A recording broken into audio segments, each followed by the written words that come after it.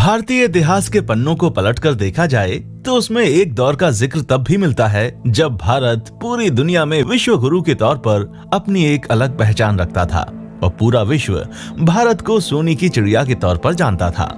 भारत को सोने की चिड़िया कहने के पीछे जो एक सबसे बड़ा कारण हुआ करता था वो था मोर सिंहासन।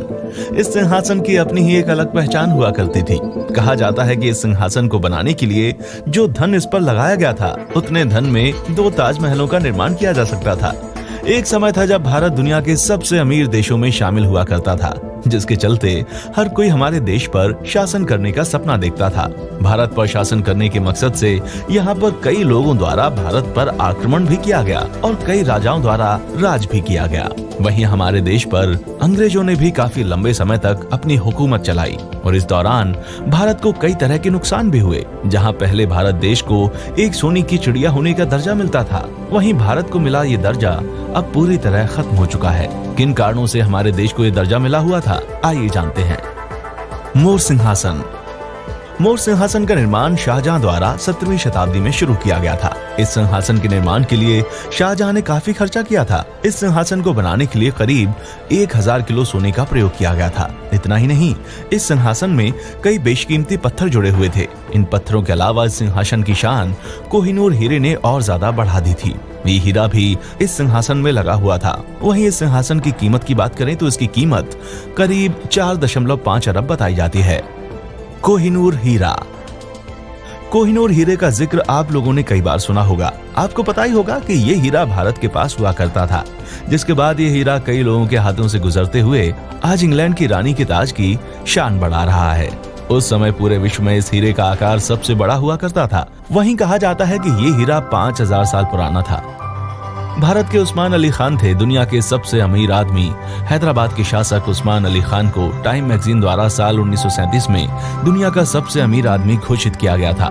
इतना ही नहीं, टाइम मैगजीन ने उनकी फोटो अपनी पत्रिका के कवर पेज पर भी लगाई थी और मैगजीन के मुताबिक उस वक्त उनके पास दुनिया में सबसे ज्यादा संपत्ति हुआ करती थी, जो कि उस समय अमेरिका की अर्थव्यवस्था के 2% के बराबर मानी जाती थी। अपनी खुद की मुद्रा। उस्मान अली खान के पास अपनी खुद की मुद्रा भी थी, जो कि हैदराबाद में चलती थी। उस मुद्रा को उस्मानिया सिक्का कहा जाता था। इसके अलावा स्टेट बैंक ऑफ हैदराबाद उनके शासन के काल में ही खोला गया था। निजाम के पास थी 50 रोल्स रॉयस। कहा जाता है कि एक बार ब्रिटिश अधिकारी ने उनका मजाक बनाया था और कहा था कि उनकी रोल्स रॉयस खरीदने की क्षमता नहीं है। इस मजाक के जवाब में निजाम ने 50 रोल्स रॉयस खरीदी थी। इतना ही नहीं, इन गाड़ियों का प्रयोग वे कूड़ा उठाने के लिए किया करते थे। उस्मान अली खान के शासन के बारे में पढ़कर आपको ये तो अंदाजा लग ही गया होगा कि उनके पास काफी दौलत हुआ करती थी। वहीं भारत को सोने की चिड़िया होने का दर्जा मिलने के पीछे एक कारण उनकी दौलत भी हुआ करती थी। उज्जैन के राजा विक्रमादित्य। राजा विक्रमादित्य एक महान राजा थे जिन्होंने भारत को सोने की चिड़िया का खिताब दिया था। उनके राज में भारत का कपड़ा विदेशी व्यापारी सोने के वजन से खरीदते थे। यही नहीं, उस वक्त तो भारत में सोने के सिक्कों का चलन भी था। महमूद गजनवी की लूट। महमूद गजनवी का सोमनाथ के मंदिर पर हमला करने के पीछे 2 सबसे बड़े उद्देश्य थे। एक इस्लाम का प्रचार करना और दूसरा भारत के धन की लूट करना। महमूद गजनवी ने नवंबर 1001 में पेशावर के युद्ध में जयपाल को हराया था। गजनी ने इस युद्ध में किले से 4 लाख सोने के सिक्के लूटे और एक सिक्के का वजन 120 ग्राम था। इसके अलावा उसने राजा के लड़कों और राजा जयपाल को छोड़ने के लिए भी 4.5 लाख सोने के सिक्के लिए थे। इस प्रकार उसने आज के समय के हिसाब से लगभग $1 अरब की लूट सिर्फ राजा जयपाल के यहाँ से की थी, जबकि इस समय भारत में जयपाल जैसे बहुत से धनी राजा थे। सोमनाथ मंदिर की लूट। सन 1025 में महमूद ने गुजरात स्थित सोमनाथ मंदिर लूट लिया और इसकी ज्योतिर्लिंग तोड़ दी। इस आक्रमण से उसने 2 मिलियन दिनारों की लूट की, जिसकी अनुमानित कीमत आज की तारीख में 45 करोड़ रुपए के लगभग बैठती है। उस समय के हिसाब से ये एक बहुत बड़ी लूट थी। मंदिरों में सोने के भंडार। वर्ल्ड गोल्ड काउंसिल ने कुछ समय पहले एक आकलन में कहा था कि भारत में अभी भी 22,000 टन सोना लोगों के पास है, जिसमें लगभग 3 से 4,000 टन सोना भारत के मंदिरों में अभी भी है। एक अनुमान के मुताबिक भारत के 13 मंदिरों के पास भारत के सभी अरबपतियों से भी ज्यादा धन है। यदि मंदिर के आंकड़ों के हिसाब से देखा जाए तो भारत कल भी सोने की चिड़िया था और आज भी है। सकल घरेलू उत्पाद मतलब GDP। भारत का सकल घरेलू उत्पाद बेशक इस समय ज्यादा खास ना हो, मगर कहा जाता है कि 1 ईसा पूर्व और 1000 ईसा पूर्व के दौरान भारत की जीडीपी दुनिया में सबसे अधिक थी। इतना ही नहीं, भारत में कई तरह के कीमती पत्थर भी पाए जाते थे। इसके अलावा भारत में खूब मात्रा में सोना भी मौजूद हुआ करता था।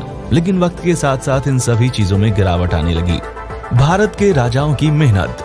भारत के महान शासकों ने अपने शासनकाल में अपने अपने राज्य की तरक्की के लिए कई कार्य किए थे, जिससे उनका राज्य हमेशा ही धनी रहा करता था। कहा जाता है कि मुगल शासक के दौरान देश की आय ब्रिटेन के पूरे राजकोष से भी बड़ी थी।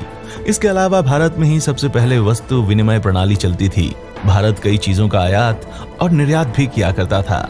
निष्कर्ष, भारत देश शुरू से ही हर चीज को लेकर धनी रहा है। हमारे देश में खेती के जरिए कई चीजों का उत्पाद कई वर्षों से किया जाता रहा है। वहीं भारत की जमीन पर कई मात्रा में सोने और हीरे भी पाए जाते हैं। वहीं भारत में मौजूद इन चीजों को अंग्रेजों और दूसरे देश के राजाओं द्वारा लूट लिया गया था, और जिसके कारण हमारे देश को काफी हानि हुई थी। अगर भारत में इन लोगों के द्वारा शासन नहीं किया जाता तो शायद आज हम ये कह सकते थे कि भारत एक सोने की चिड़िया है। लेकिन समय के साथ साथ भारत का स्थान दुनिया में कम होता चला गया और ये सवाल पीछे छोड़ दिया गया कि भारत को सोने की चिड़िया क्यों कहा जाता था। भारत के कुछ मंदिरों में इतना सोना रखा हुआ है कि कुछ राज्यों की पूरी आय भी मंदिरों की आय से कम है। अगर वर्ष 2018-19 के आंकड़े देखें तो पता चलता है कि केरल सरकार की वार्षिक आय 1.3 लाख करोड़ है, जो कि केरल के पद्मनाभ स्वामी मंदिर के किसी गर्भगृह के एक कोने में ही मिल जाएगा। उपयुक्त आंकड़े सिद्ध करते हैं कि प्राचीन भारत में अकूत संपत्ति थी, जिसके कारण यहाँ पर विदेशी आक्रमणकारियों के हमले होते रहते थे। लेकिन बीते समय को छोड़कर वर्तमान में देखा जाए तो भारत की स्थिति विकसित देशों की तुलना में निश्चित रूप से खराब है। लेकिन इसमें कोई भी शक नहीं कि भारत पूरे विश्व में बहुत तेजी से अपनी सफलता के झंडे गाड़ रहा है, और वो समय बहुत जल्द आएगा जब लोग इस देश को फिर से सोने की चिड़िया के नाम से बुला